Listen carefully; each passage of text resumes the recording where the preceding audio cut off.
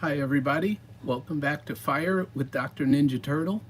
And just a quick warning, I'm going to have my puppy with me today, which I don't normally have.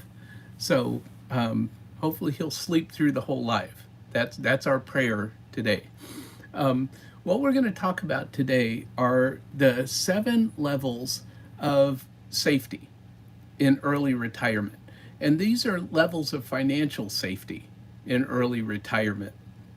And so, just a little bit about me is I am Fire with Dr. Ninja Turtle, and on this channel we talk about everything personal finance, early retirement, and a little bit of how to do things on YouTube, but mostly personal finance because personal finance is personal. And so, what we're going to get into today is the safety margins that you have when you retire early. And if you hear my AC come on, that's because it's hot outside, and I have an AC unit here in the main part of my RV. And so that's just going to be some sound that we're going to have in this YouTube Live. So I was watching a YouTube video on Mr. Money Mustache. And if you don't know Mr. Money Mustache, he is an OG in the early retirement space. And before I go into the 7 levels of safety margin that you want to have, now you can have any of these 7 or all of these 7. So it's not required to have all 7. But as I get into the safety margins, and before I get into those, I want to talk about his shockingly simple, oh, hi Tiger. Tiger, call me when you're driving home. I put that in the comments. So, oh, I'm starting the poll. See, I start launching into stuff and forget to start the poll every single week. So we've now started the poll. And before I get into any of my other stuff, I need to say we've had technical difficulties the last couple of weeks because I've been trying with the internet service provider here at the RV, and that didn't work. That just didn't work 2 weeks in a row. I'm trying now on my cell phone data, which has 3 good bars for Verizon. So we're going to see if we make it through the whole hour today. And if we don't, I may have to suspend my lives while I'm here at the RV because they have to work and they're just not working with the internet service provider, which is why I paid for that service. So I put my cup right in front of, there's the AC coming on, so I hope it's not too disruptive, but we're going to get into this. So yeah, and Tiger was talking about Mr. Money Mustache is where he started learning, about this stuff, and that's one of the big things that I started learning. So before I talk about the safety nets, I really wanted to go back and just talk about Mr. Money's Mustache's it's not a seminal article, but it's one that he's most well known for, which is the shockingly simple math to early retirement. And it really is very simple. But I'm just going to go over this just a little bit so everybody knows that no matter who you are, where you are in life, you can retire early if you do this savings rate thing. And I just did a video on my current savings rate as of September. So that was on Wednesday. Please go back and watch that video. Give me some watch hours on that. And like and subscribe on that video. And like and subscribe on this live. These are things I always forget every single week to do. Because I'm a new YouTuber just doing my best. And I'm an old retired guy just doing my best. So what he has here is he has a chart of how many years you'll have to work if you start with a 0 net worth. So you should always know your net worth. Meaning, is it positive or negative? Do you own more than what you owe? If you owe more than what you own, then you need to start paying off your debts. That's your first priority. Once you get to 0, you start building a net worth. Once you have a net worth, then it's your savings rate which adds to your net worth. And savings rate, as I said, I just did a video on how I calculate my savings rate based on my take-home pay. I did that on Wednesday. But what he has here is, depending on your savings rate, is how much longer you have to work.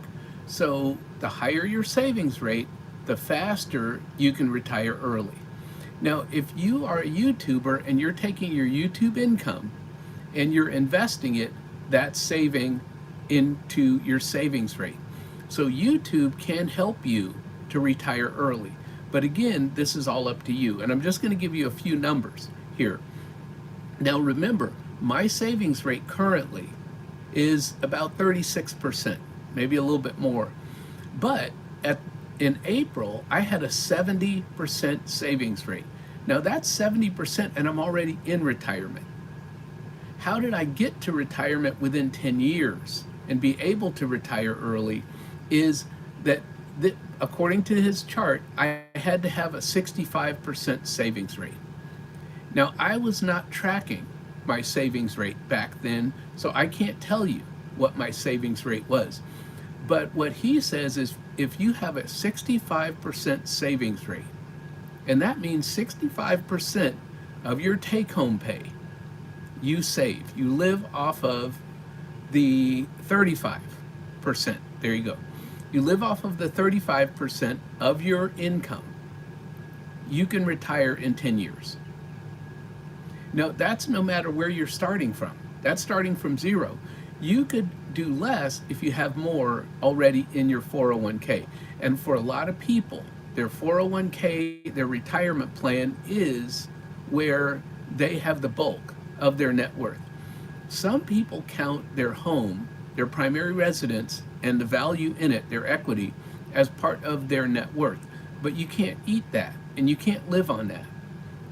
So some people don't count their primary residence. However, a lot of people are 401k millionaires. And I just saw a video on that from Money Conversations with Lovett. She just did a video on 401k millionaires, just regular, ordinary people. You do not have to have a high salary. However, the longer you save, and even if you save 15%, and what this says is if you have a 15% savings rate, it could take you 43 years to retire. So people in the FIRE movement have a high savings rate only because they're trying to retire as early as possible. Mr. Money Mustache retired at 30 years old. Now he earned a high income, but he and his wife also lived on only one salary. So a lot of couples live on one salary and they're saving 50% of their income. They're banking the other person's salary and investing it. And that couple is able to retire early. So go out and look at what savings rate would you need to retire by the time you want to retire. That's what I'm trying to get to with this part of my talk this morning. And I just wanted to cover that before I get into what happens in early retirement. In early retirement, a lot of people have a long time, longer than normal retirement, that their money has to last. What happens in turbulent times? What's your backup plan in case the market goes against you? If all of your money is in the stock market and the stock market has a downturn in your first 5 years of retirement, that's not good. It's called sequence of return risk. And so you have to be careful and have a backup plan. Now, I don't have a lot of money in the stock market. That's not part of my early retirement plan.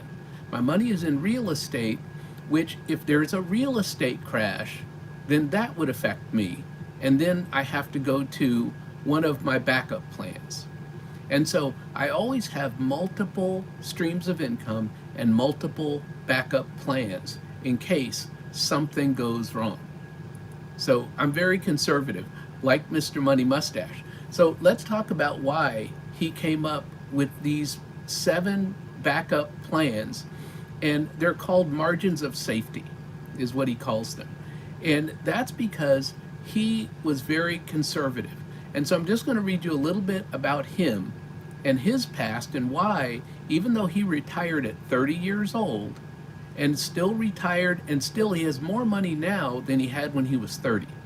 And that's the thing about retirement, is a lot of times we're very conservative with our spending, and so therefore we end up with more money than we started with. So what he says is, I think I may have been born with too much of a love of the safety margin. As a kid, I was afraid to try new things until I was sure I could master them on the first day of trying. As a teenager, when I played real-time strategy video games, I would always amass a ridiculously overpowering army before swooping in to destroy the opponent. I was too cautious to risk an earlier attack. And as a planner for early retirement, I built up a stash of savings that was big enough to live on, as well as several backup systems that could also provide a living if anything went wrong with the primary system. And that's where he came up with this margins of safety. And a lot of people think that, oh, I go into early retirement and with no backup plan. No, we have a backup plan, and you should have a backup plan. Even if your backup plan is, if everything goes south, I will go back home and live with my parents. Whatever your backup plan is, have a backup plan for your money. You should have a plan to increase your income in retirement, or to increase your investments, I guess is what I'm trying to say. And so you should have all of that, but you should also have backup plans in case your money starts to run low for whatever reason. Renters don't pay, that happens. Rental properties have high maintenance expenses, that happens. And all of that affects your cash flow. And if you're living off of your rental cash flow, then that's the reason that you need to have these margins of safety. So there are 7 levels, 7 levels of margins of safety, and I'm going to talk about those. One is, well, first let me tell you, because again, I forget what I'm supposed to talk about, that's why I have notes here, is to talk about why I have backup levels of safety. Now, Mr. Money Mustache was cautious. I was a federal government employee within the judicial branch, so I worked in the federal courts. In the federal courts, we tend to be very conservative because it starts sort of with the judges. The judges are very conservative. There's no drama, none of that. Well, all court employees sort of adopt that because it comes down from the judges. It's their attitudes, and we adopt their attitudes. That's basically how the federal courts work. And so a lot of us federal court staff, and we're not attorneys or anything like that, we're just staff. I was in the IT department. We're all very conservative, or most of us. Most of us have paid off homes. It wasn't me, but a lot of my coworkers had paid off their homes. A lot of my coworkers had worked the same job their entire career. No promotion for 30 years. They just came in and did the same job for 30 years. I was trying to get promoted. And in the federal courts, they like people that do the same job for 30 years. If you're trying to move up in the organization, that's not looked on favorably, because it's all about who you know, because it's such a small part of the government. Everybody knows everybody. So I kept trying to move up. I kept trying to get promoted. I kept trying to make more money. And what they want is for you to stay in the same job for 30 years. And they're very happy with you if you do that. They're not happy with you if you buck their system, which is what I was doing. So that's my story of being conservative, is that I learned from my coworkers in the federal courts how to be conservative with my money. And then as I started bucking the system, I said, you know what? I don't want to be here for 30 years. And like everyone else, I want out as soon as possible. So the first thing I did was I sat down and I looked at, just like Mr. Money Mustache has that savings rate and how many years it takes you to get to retirement. I looked at, when am I eligible for my pension? And when I was eligible for my pension, that was my countdown time. So I had a savings rate to match when I was eligible for my pension. That's sort of how I did it. I sort of backed into my early retirement. And so that was me. So let's look at these 7 levels. Level 1, rental income. It's predictable cash flow and it's an inflation hedge. So as inflation goes up, your rents go up. So they sort of keep your cash flow increasing with inflation, which is the same with my pension. It has a cost of living allowance. It doesn't really keep up with inflation, but it's better than no cost of living, right? Adjustment. Then once I get to pension, which will be in a couple of years, then that will have a cost of living as well. So I'll have 3 layers of a cost of living increase to help me keep up with inflation for the rest of my retirement. Level 2, index funds. Now, a lot of people, like I said, are 401k millionaires.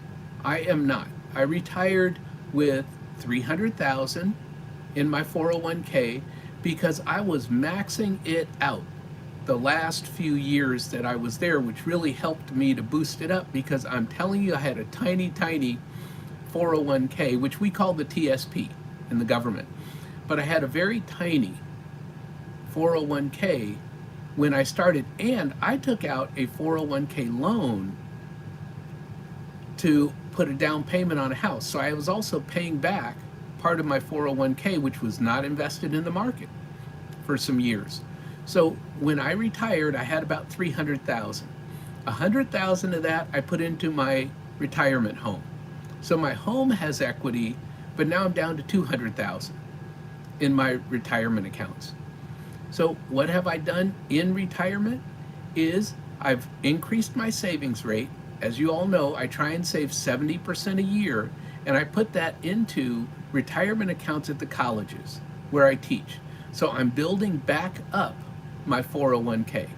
Now, I've loaned money from my 401k, and some of that money I lost by loaning it out. These are investments. They're risky, and you can make a lot of money or you can lose a lot of money.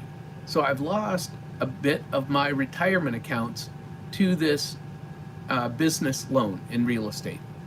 So where am I at right now? My 401k is back at the $300,000 level, but it's going to be growing because, again, as I mentioned, in 2026, I'm going to start with that 70% savings rate again into my retirement accounts. I also have an HSA, which helps. It's sort of a retirement account, but it's for medical expenses. But as long as I'm saving the receipts, I can invest that money in the stock market, in index funds, and when I'm 65, if I wanted to, I could make it a traditional IRA. I could do that. Or if I use it for the medical expenses of the receipts that I have, I can get tax-free income on all of those receipts. It's 100% tax-free. Also, I mentioned in my video last Wednesday, the plan that I have with the federal government, because I have federal government health care for the rest of my life, even after I get Social Security and Medicare. The company that I chose for my HSA puts $1,200 a year into my HSA account. So they put in $100 a month, and I believe I pay about $200 a month. So my total health care out of pocket every month is about $100. You can't beat that for low-cost health care. So I'm very grateful for my federal government retirement health care plan.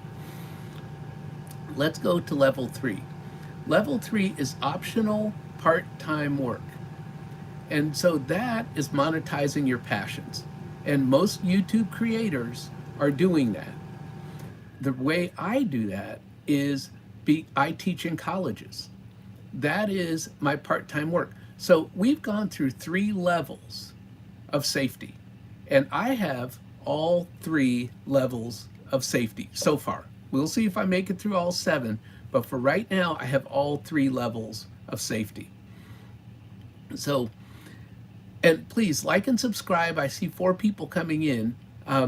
Please hit the like button and please answer the poll question. So we're at level 3, which is optional part-time work. And it says monetizing passions and having side hustles.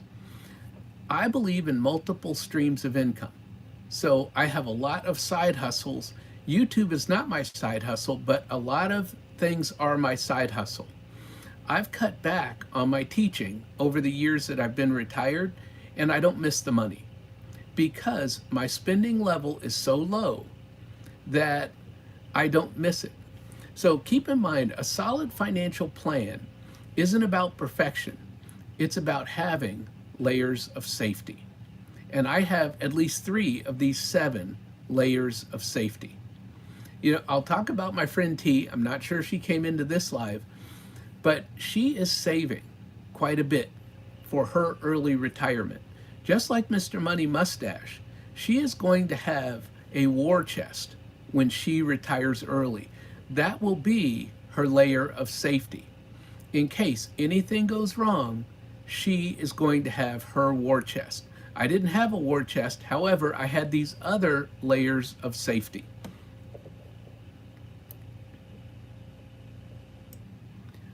Level 4, the 401k retirement accounts. I talked about people who are 401k millionaires, and they have enough that they may have a pension or they may have a side hustle on top of their 401k, or they may just have Social Security, but other income on top of their 401k means they have to take little out of their 401k after using their other income streams. So that's why that's a backup. If you've got over $1 million in your 401k, but you only need to take out $2,000 a month or $24,000 a year, your 401k is going to grow.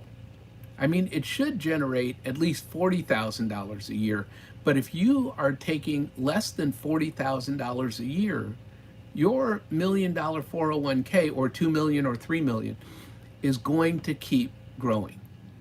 And so that's what you need to make your money last in retirement. And maybe in good years in the stock market, you could use the guardrails approach where you spend more money in the good years, go on more vacations, buy more new things, buy your children a house, something like that.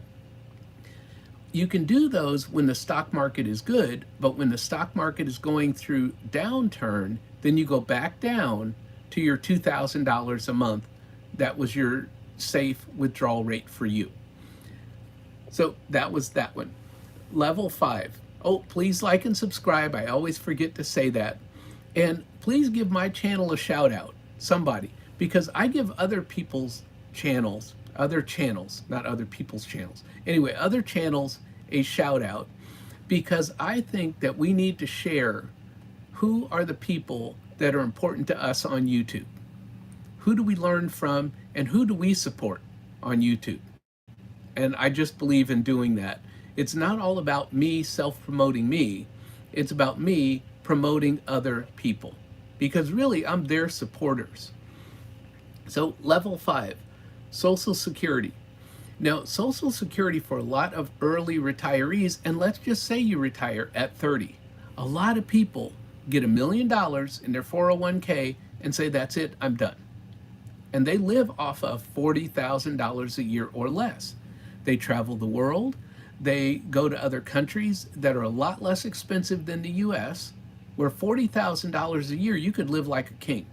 Thailand, Bali, you could live like a king. India, some parts of India, you could live like a king on $40,000 a year.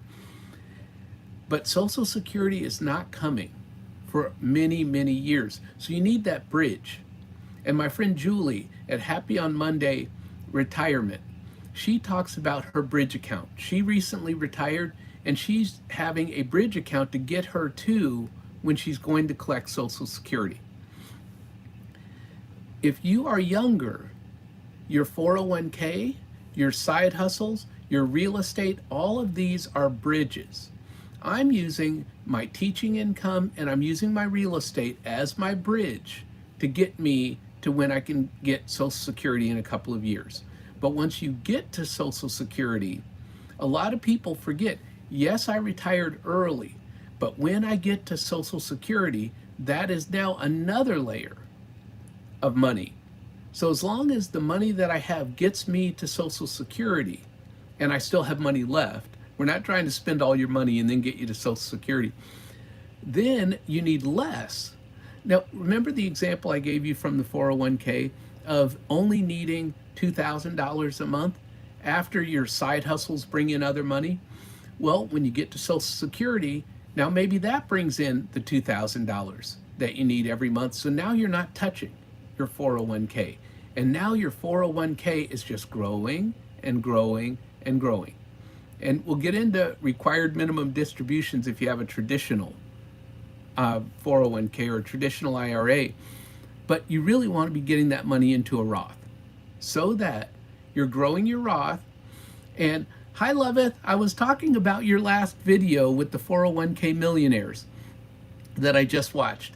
And so if you get to Social Security, have your 401k, get it over to a Roth so that it's growing tax-free. And do that when you have the least amount of income so that you pay the least taxes when you're doing conversions. If you're young and you're still working and you're getting earned income, put that earned income into the Roth, not the traditional. You do the traditional up to the match of your employer because that's free money. You always do that. And then you max out your Roth. Now, in my case, I have the ability to do more than your standard Roth, which is $7,000 or something like that. I can do up to $23,000 a year in my Roth. Now, I have two different types of 401ks. So I can do up to $60,000 a year in retirement accounts because I have different types of retirement accounts at the different colleges. So I could do $30,000 in my Roth and $30,000 in my traditional. Those are benefits that I have, and so every year with that 70% savings rate, that's what I'm trying to do. Did I make it this year? No, because I bought more real estate, so now I have to bring more money home to pay down the debts from buying more real estate. So yeah, and Loveth says that great minds think alike. And so we're talking today, Loveth, about the backup plans. So if you and your husband and your family retire early, these are the 7 levels of backup strategies to make sure that your money lasts. So we talked about Social Security. Don't plan on having Social Security. Do all of your calculations without it, and then when you get Social Security, now you've got icing on the cake. And that's what it's going to be for me. See, Social Security is going to be my icing on the cake. If I'm still teaching, it will now double my teaching income. Basically, it could replace my teaching income. I could quit teaching. However, I probably will continue to teach, but I don't know. But see, I'll have that option. And that's what early retirement is. It's about having options. I have the option to go down to 2 colleges. I have the option to go down to 1 college and take Social Security and have it backfill that income. See, but the beauty of having the colleges, as I just mentioned, was the 401ks and the Roth. I can continue putting money into the Roth until I'm no longer working. Once I stop and start taking Social Security, I will have no more earned income. So therefore, I can no longer put money into the Roth. So I may choose a college to continue teaching that allows me to put money in the Roth. I would not choose a college that only has traditional retirement and no Roth option to teach. I wouldn't do that. I would go with the college that offers the Roth option. So let's talk about level number 6, which is lifestyle flexibility. If your spending adjusts as I mentioned earlier, the Guyton's guardrail approach. If you're spending, adjust to the market, depending on whether you're in real estate or whether you're in the stock market. And let's just say that you have dividends. A lot of people live on their dividends. They are dividend investors and they invest in companies that have dividend stocks. And so those dividend stocks pay out every quarterly or monthly, and so they could stagger those so that they're getting monthly income. But they're not selling their shares of stock, they're just getting income from the companies like Pepsi or maybe Coca-Cola, McDonald's, those kinds of companies. And now I think Apple has dividends, which I think that they had not had before. But a lot of people live on those. Well, if the stock market goes down, your dividends still keep coming in. So people like that because it's sort of guaranteed income, sort of like a pension, if you think of it in those simple terms. But if you can adjust your withdrawal rate, again, if the market goes down or if a real estate crash happens or if I don't have cash flow, because I don't have cash flow every single month yet. I'm getting there. It's really trending more positive, which I love. So I know in another 5 years, I'll have consistent, positive cash flow from my rentals, which is what I want for the rest of my life. And I also want my rental cash flow to continue to increase. Someday, I want my rentals to give me net cash flow $5,000 a month. Do I need $5,000 a month? No, but that's my level of safety. If I had that and Social Security and my pension, and again, remember, I'm only spending $900 a month. If I had all of those incomes, I could just invest that money and put it in the stock market and become an IRA millionaire.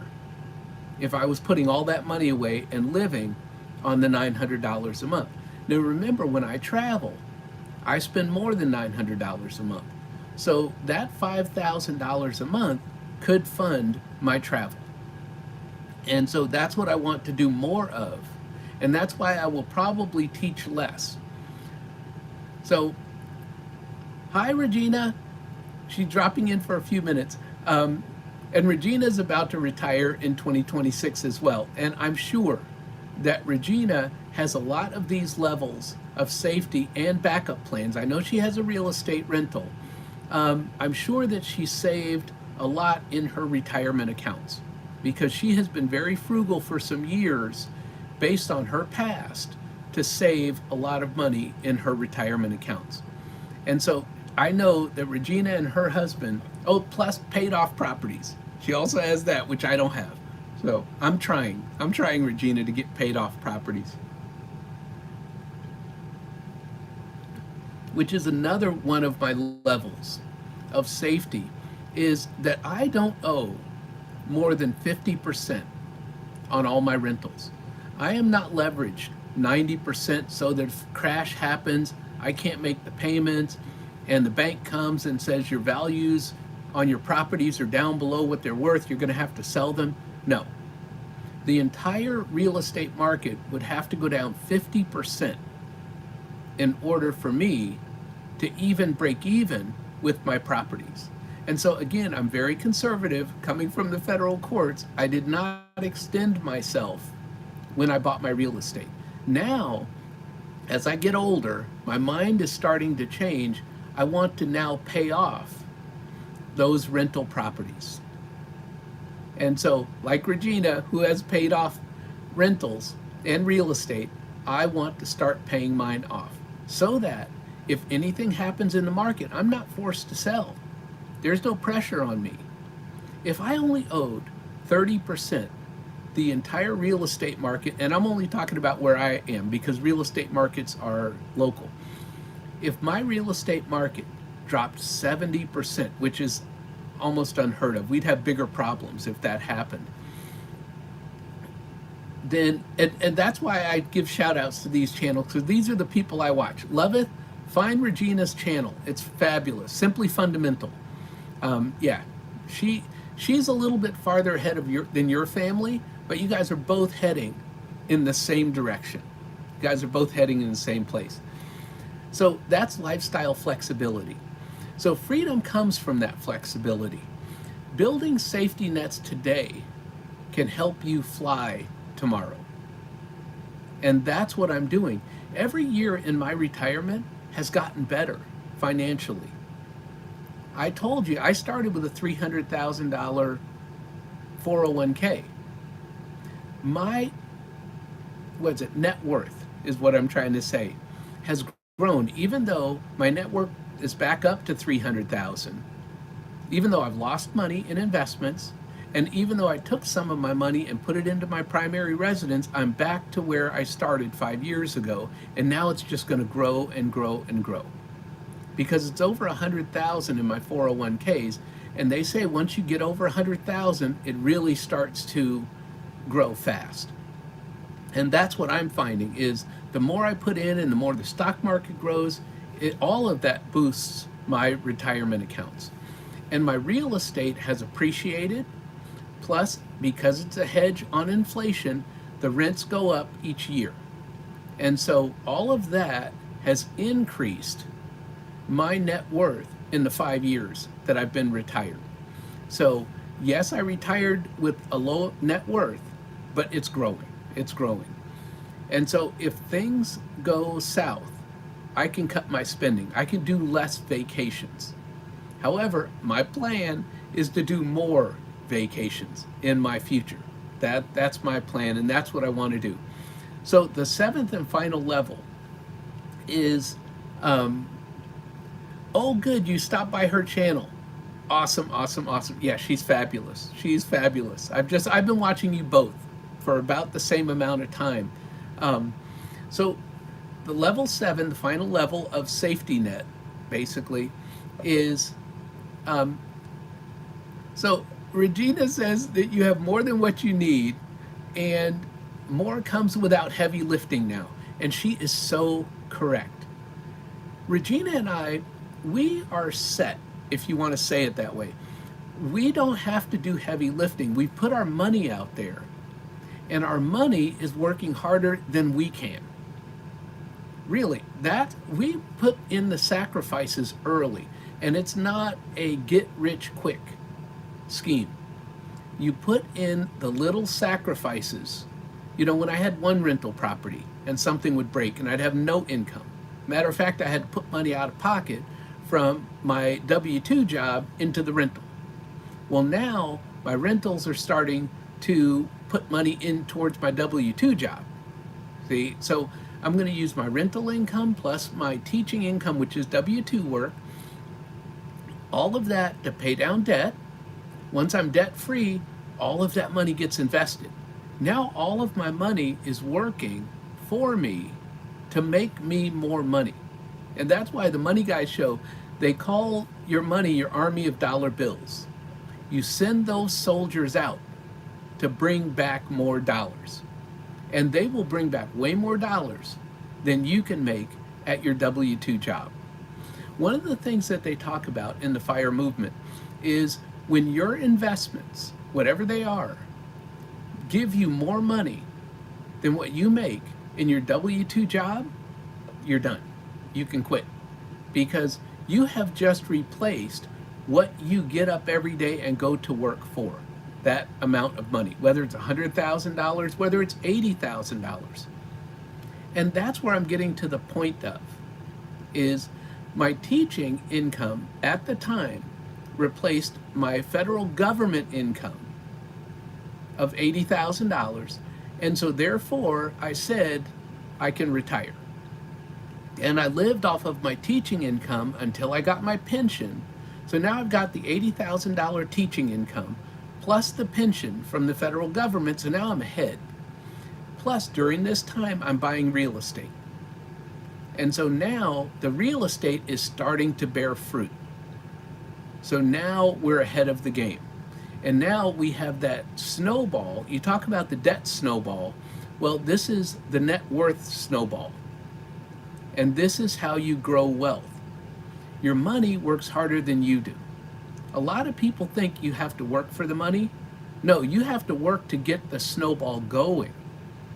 But once the snowball gets going, and in Regina's case, she paid off her primary residence and her rental. Okay? So when you make those kinds of sacrifices, the rest of your life is just beautiful. It's beautiful. So, um, so that, like I said, and Regina said, now it's just about helping others get there. Working now for me is really just to close things out. So looking forward to boss retirement. So she's looking forward to her boss's retirement, and then she can retire as well. Right?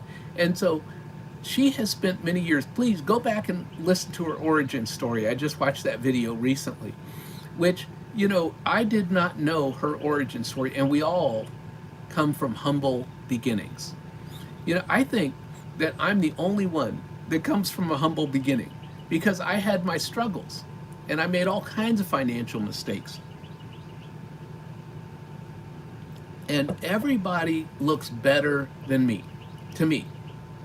You take Regina, I think, oh, they paid off their rental, they paid off their primary residence. I never did that.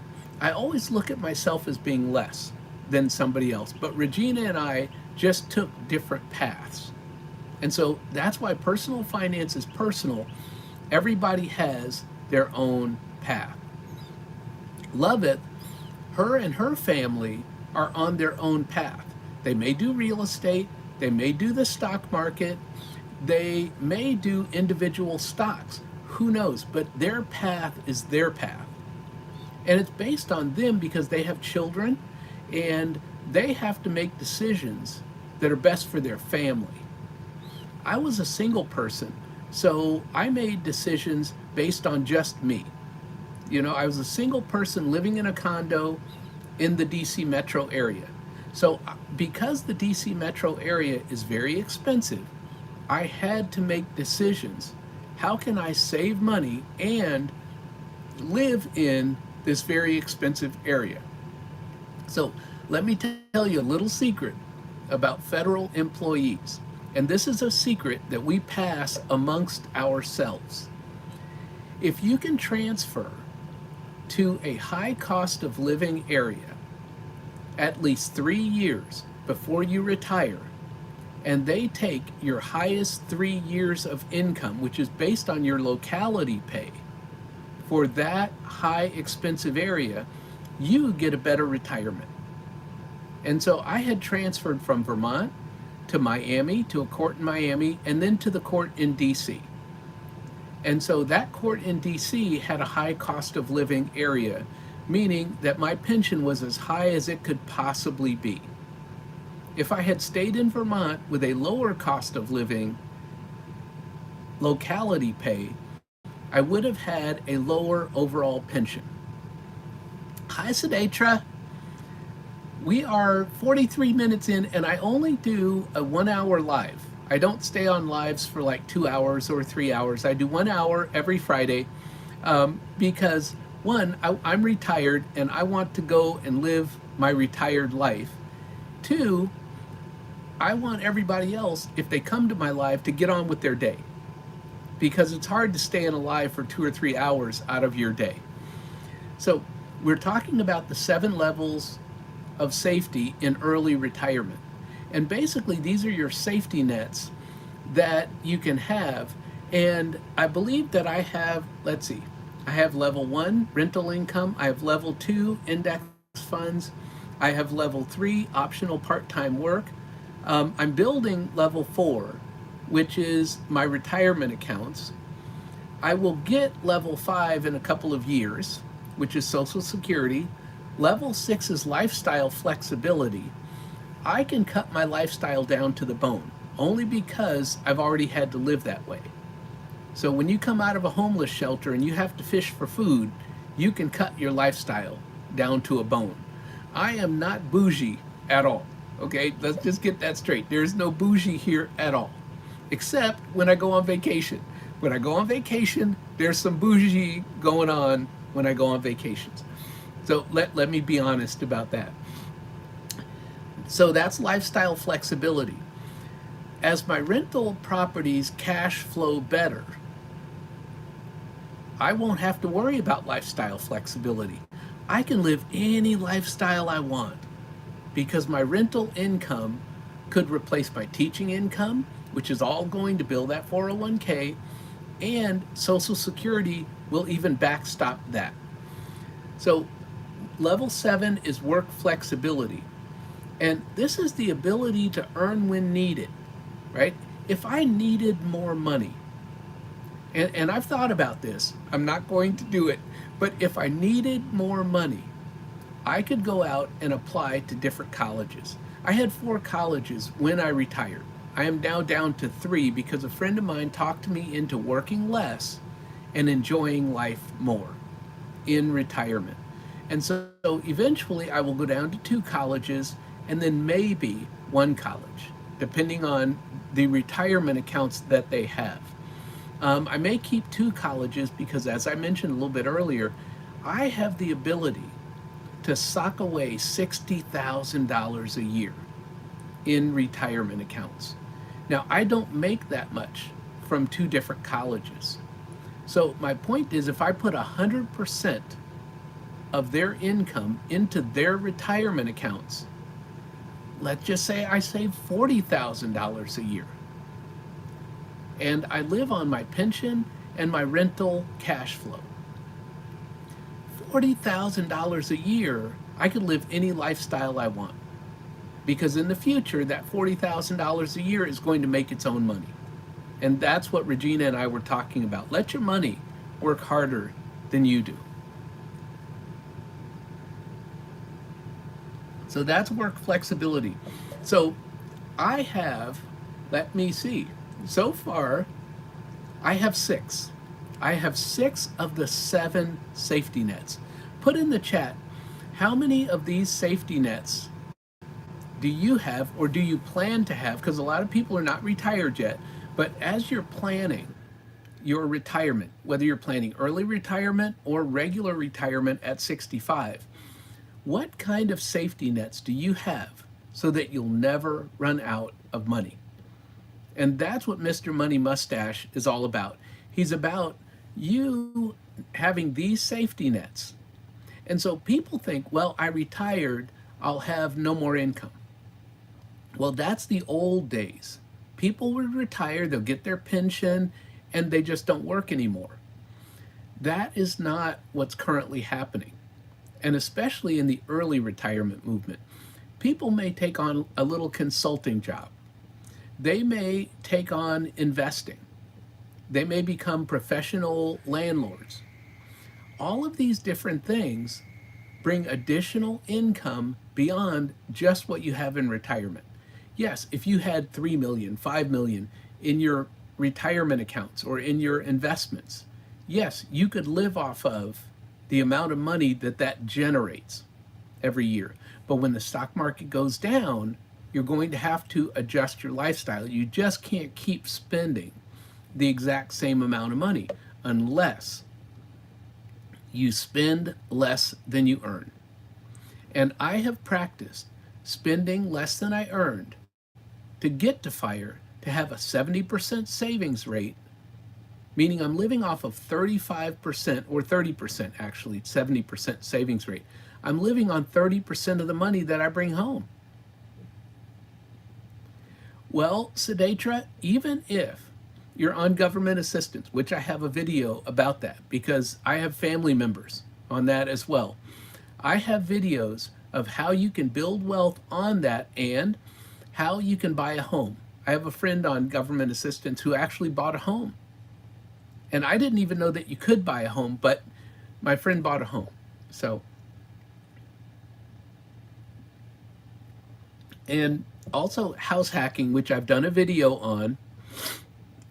There are different things, yes, and you should email me, Siddhatra, because I did whole videos on SSI disability and how you could build wealth on that. Yeah, I have a video on it, but I also have my email in my channel description.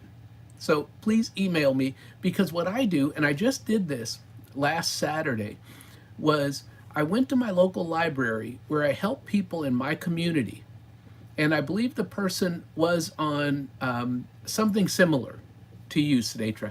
And so I'm going to work with that person to get their finances in order. And that's what I do locally, face to face. Yes, I'm on YouTube talking about personal finance and stuff, but I want to help people in the community where I live.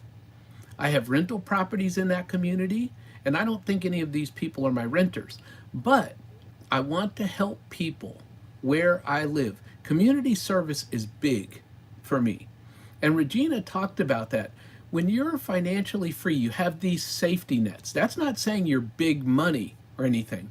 No, but you have these safety nets. So no matter how much money you bring in, you can have these safety nets. And in retirement, you can help other people. And that's what this is about. This channel is about community service. What I do in my local town is about community service, because I have money making money. I don't need someone to give me money. So you won't see, what is it? Oh, the Cash App. There you go. Sorry. I don't have Cash App. So one, I don't trust their platform for safety reasons. But two, I don't need people to Cash App me, let's just say on my birthday. And I didn't know this was a thing, but people Cash App people money on their birthday. And I did not know that this was a thing. I'm so out of touch. I am just so out of touch. I live in my own little bubble, which is live on less than I make. That's my little bubble. And so I'll give you guys my little catchphrase, which is spend less and invest the rest. That's how you build wealth. That's how you pay off debt. And that is what Fire with Dr. Ninja Turtle is all about. So we talked about the 7 levels, and put in the chat or answer the poll. 71% say yes. I see that much in the poll. So I'm going to stop the poll now so that we can get poll results. All of this stuff I never do. I always forget every week to stop the poll, and then I have to come back and do a short that tells the poll results, because I'm just not good at this whole YouTube thing, and I'm doing the best that I can do. The other thing is that we are 52 minutes into the live. My puppy has stayed asleep for the whole live. So prayers have been answered. But the other part to that is that I'm doing this after 2 weeks of trying it on my internet service provider. That new to me, the new internet service provider, that didn't work for YouTube Lives. I froze last week, and I had to restart the live 2 weeks ago. So this week I'm just on my cell